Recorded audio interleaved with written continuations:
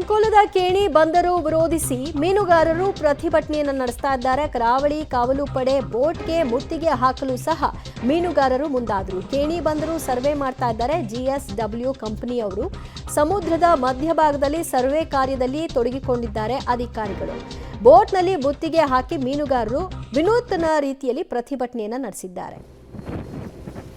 ಅಂಕೋಲದ ಕೇಣಿಯಲ್ಲಿ ಖಾಸಗಿ ಬಂದರು ನಿರ್ಮಾಣವನ್ನು ವಿರೋಧಿಸಿ ಇವತ್ತು ಕೇಣಿಯ ಮೀನುಗಾರರು ಇವತ್ತು ಪ್ರತಿಭಟನೆಗಿಳಿದಿರುವಂಥದ್ದು. ಅದರಲ್ಲಿಯೂ ಅರಬ್ಬಿ ಸಮುದ್ರ ಭಾಗದಲ್ಲಿ ಏನು ಸರ್ವೆ ಕಾರ್ಯವನ್ನು GSW ಕಂಪನಿ ನಡೆಸ್ತಾ ಇದೆ, ಆ ಭಾಗದಲ್ಲಿ ಇವತ್ತು ಬೋಟುಗಳನ್ನು ತೆಗೆದುಕೊಂಡು ಹೋಗಿ ಮುತ್ತಿಗೆ ಹಾಕುವ ಮೂಲಕ ವಿನೂತನವಾಗಿ ಪ್ರತಿಭಟನೆ ಮಾಡ್ತಾ ಇದ್ದಾರೆ. ನಾವಿವತ್ತು ಅರಬ್ಬಿ ಸಮುದ್ರ ಭಾಗದಲ್ಲಿದ್ದೀವಿ. ನೀವು ನೋಡ್ಬೋದು, ಈ ಭಾಗದಲ್ಲಿ ನೂರಾರು ಬೋಟುಗಳು ಈ ಭಾಗದಲ್ಲಿ ಈಗ ಲಂಗೂರು ಹಾಕಿದ್ದಾವೆ.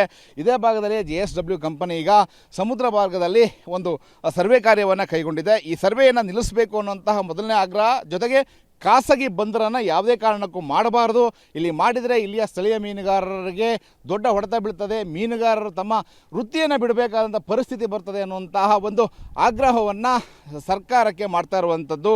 ಒಟ್ಟು 4119 ಕೋಟಿ ಅಂದಾಜು ಮೊತ್ತದಲ್ಲಿ ಈ ಭಾಗದಲ್ಲಿ ಈಗ ಬಂದರನ್ನು ನಿರ್ಮಾಣ ಮಾಡಲಿಕ್ಕೆ ವ್ಯವಸ್ಥೆಯನ್ನು ಮಾಡ್ತಾ ಇರುವಂಥದ್ದು. ಅದರಲ್ಲಿಯೂ 457 ಎಕರೆ ಪ್ರದೇಶ ಏನಿದೆ ಅವೆಲ್ಲವೂ ಕೂಡ ಸಮುದ್ರದಲ್ಲಿಯೇ ಬಂದರು ನಿರ್ಮಾಣಕ್ಕೆ ಬೇಕಾದಂಥ ವ್ಯವಸ್ಥೆಯನ್ನು ಮಾಡುವಂಥದ್ದು. ನೀವು ನೋಡ್ಬೋದು, ಈ ಭಾಗದಲ್ಲಿ ಈಗ ಏನು ಸಮುದ್ರ ಭಾಗದಲ್ಲಿ ಕೂಡ 437 ಎಕರೆ ಪ್ರದೇಶದಲ್ಲಿ ಒಂದು ಬಂದರನ್ನು ಕ್ರಿಯೇಟ್ ಮಾಡ್ತಾರೆ. ಇಲ್ಲಿ ಮಣ್ಣುಗಳನ್ನು ಹಾಕಿ, ಜೊತೆಗೆ ಇಲ್ಲಿ ಕಾಮಗಾರಿಯೂ ಕೂಡ ನಡೀತದೆ.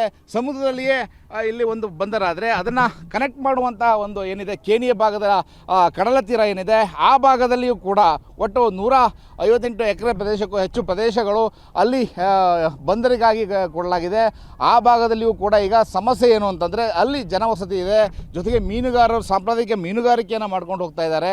ಅವರೆಲ್ಲರೂ ಕೂಡ ಈಗ ತಮ್ಮ ನೆಲೆಯನ್ನೇ ಕಳ್ಕೊಳ್ಬೇಕಾಗುತ್ತದೆ. ಈ ರೀತಿಯ ಸಮಸ್ಯೆಗಳು ಇಲ್ಲಿ ಉದ್ಭವವಾಗಿದ್ದಾವೆ. ಮತ್ತು ಇಡೀ ಉತ್ತರ ಕನ್ನಡ ಜಿಲ್ಲೆಯಿರುವಂಥ 146 ಕಿಲೋಮೀಟರ್ ವ್ಯಾಪ್ತಿಯ ಒಂದು ಕಡಲ ತೀರ ಏನಿದೆ, ಇದರಲ್ಲಿ ಬಹುತೇಕ ಗುಡ್ಡ ಪ್ರದೇಶಗಳಿದ್ದಾವೆ. ತೀರ ಪ್ರದೇಶ ಇರುವಂತಹ ಏನು ಕಡಲ ತೀರ ಏನಿದೆ ಅದು ಬಹಳ ಕಮ್ಮಿ ಇದೆ. ಅದರಲ್ಲಿ ಮೀನುಗಾರರ ಒಂದು ಆಶ್ರಯವನ್ನು ಪಡೆದುಕೊಂಡು ಜೀವನವನ್ನು ಸಾಗಿಸ್ತಾ ಇದ್ದಾರೆ, ಮೀನುಗಾರಿಕೆಯನ್ನು ಮಾಡ್ತಾ ಇದ್ದಾರೆ. 10,000ಕ್ಕೂ ಹೆಚ್ಚು ಕುಟುಂಬ ಮೀನುಗಾರರು ಇವತ್ತು ಈ ಸಮುದ್ರವನ್ನು ನಂಬಿ ಬದುಕನ್ನು ಕಟ್ಟಿಕೊಂಡಿರುವಂಥದ್ದು. ಅಂಥದ್ರಲ್ಲಿ ವಾಣಿಜ್ಯ ಬಂದರುಗಳಾಗೋದು, ಅದರಲ್ಲಿಯೂ ಖಾಸಗಿ ಬಂದರು ಆದಾಗ ಆ ಭಾಗದಲ್ಲಿರುವಂತಹ ಮೀನುಗಾರರು ನಿರಾಶ್ರಿತರಾಗ್ತಾರೆ.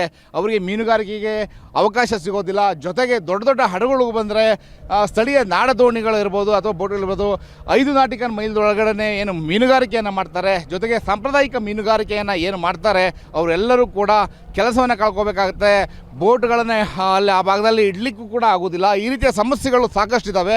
ಹೀಗಾಗಿ ಮೀನುಗಾರರು ಇವತ್ತು ವಿರೋಧವನ್ನು ವ್ಯಕ್ತಪಡಿಸ್ತಾರೆ ಅಂಥದ್ದು. ಇನ್ನು ವಿರೋಧವನ್ನು ವ್ಯಕ್ತಪಡಿಸಿ ಈ ಭಾಗದಲ್ಲಿ ಈಗ ನೀವು ನೋಡ್ಬೋದು, ಮೀನುಗಾರರು ಕೂಡ ಇದ್ದಾರೆ. ಬೋಟನ್ನು ಲಂಗೂರು ಹಾಕಿ ಸರ್ವೆ ಕಾರ್ಯ ಏನು ನಡೀತಾ ಇದೆ ಆ ಭಾಗದಲ್ಲಿಯೇ ಈಗ ಬೋಟನ್ನು ನಿಲ್ಲಿಸಿ ಪ್ರತಿಭಟನೆಯನ್ನು ವಿರೋಧವನ್ನು ವ್ಯಕ್ತಪಡಿಸ್ತಾ ಇದ್ದಾರೆ. ಅವ್ರನ್ನೂ ಕೂಡ ನಾನು ಮಾತಾಡಿಸ್ತೀನಿ. ಸರ್, ಈಗ ನೀವು ಇಲ್ಲಿ ಭಾಗದಲ್ಲಿ ಈಗ ಬೋಟ್ಗಳನ್ನು ತಂದು ನಿಲ್ಲಿಸಿದ್ದೀರಿ, ಏನು ನಿಮ್ಮ ಆಗ್ರಹ ಏನು? ನಮ್ಮ ಆಗ್ರಹ ಅಂದರೆ ಸರ್, ನಮ್ಗೆ ಈ ಬಂದರು ನಮ್ಗೆ ಇಲ್ಲಿ ಬೇಡ. ನಮ್ಗಡೆ ಈ ಬಂದರು ಆದರೆ ನಮ್ಮ ಜೀವನ ಆಯಿತು ಅಷ್ಟೇ. ನಮಗೆ ಇದಕ್ಕೆ ನಮಗೆ ಇದು ಫಿಶರ್ ಇದು ಮೀನು ಹಿಡೋದು ಕೆಲಸ ಬಿಟ್ಟು ಮತ್ತು ಬೇರೆ ಕೆಲಸ ನಮ್ಗೆ ಯಾವುದು ಆಗ್ಲಿಕ್ಕೆ ಆಗೋದಿಲ್ಲ. ನಮ್ಗೆ ಏನಿದ್ರು ನಮ್ಮ ಹಿಂದಿನ ಕಾಲದಿಂದ ಬ್ರಿಟಿಷರ ಕಾಲದಿಂದ ಇದೇ ನಾವು ಜೀವನ ಮಾಡ್ಕೊಂಡು ನೀವು ಜೀವನ ಮಾಡ್ಕೊಂಡು ಬಂದಿರೋ ಜನ ನಾವು. ಇದು ಬಿಟ್ಟರೆ ನಮ್ಮ ಬೇರೆ ಕಡೆ ಮಾಡಲಿಕ್ಕೆ ಜೀವನ ಮಾಡಲಿಕ್ಕೆ ಆಗೋದು. ಆದಷ್ಟು ಬೇಗ ನಮಗೆ ಸಿದ್ದರಾಮಯ್ಯ ಸರ್ಕಾರದವರು ಆದಷ್ಟು ಬೇಗ ಇದನ್ನು ಬಂದ್ ಮಾಡಬೇಕು. ಇದು ನೀವು ನೋಡ್ಬೋದು, ಇಲ್ಲಿ ಮೀನುಗಾರರು ಕೂಡ ಸಾಕಷ್ಟು ಜನ ಬಂದಿದ್ದಾರೆ. ಒಂದು ಕಡೆ ಆ ಭಾಗದಲ್ಲಿ ನೀವು ನೋಡ್ಬೋದು, ಕೇಣಿಯ ಬಂದರು ಇರುವಂತಹ ಪ್ರದೇಶ ಅದು. ಆ ಭಾಗದಲ್ಲಿ ಮೀನುಗಾರಿಕಾ ಮಹಿಳೆಯರೇನಿದ್ದಾರೆ ಅವರು ಪ್ರತಿಭಟನೆಯನ್ನು ಮಾಡ್ತಾ ಇದ್ದಾರೆ. ಈ ಭಾಗದಲ್ಲಿ ಪುರುಷರು ಮೀನುಗಾರರೇನಿದ್ದಾರೆ ಅವರು ಇಲ್ಲಿ ಸರ್ವೆ ಕಾರ್ಯವನ್ನು ಏನು ಮಾಡ್ತಾರೆ, ಆ ಸ್ಥಳದಲ್ಲಿ ಈಗ ಬೋಟುಗಳನ್ನು ತೆಗೆದುಕೊಂಡು ಹೋಗಿ ಲಂಗೂರು ಹಾಕಿ ಅಲ್ಲಿ ಮಾಡ್ತಾ ಇರುವಂಥದ್ದು.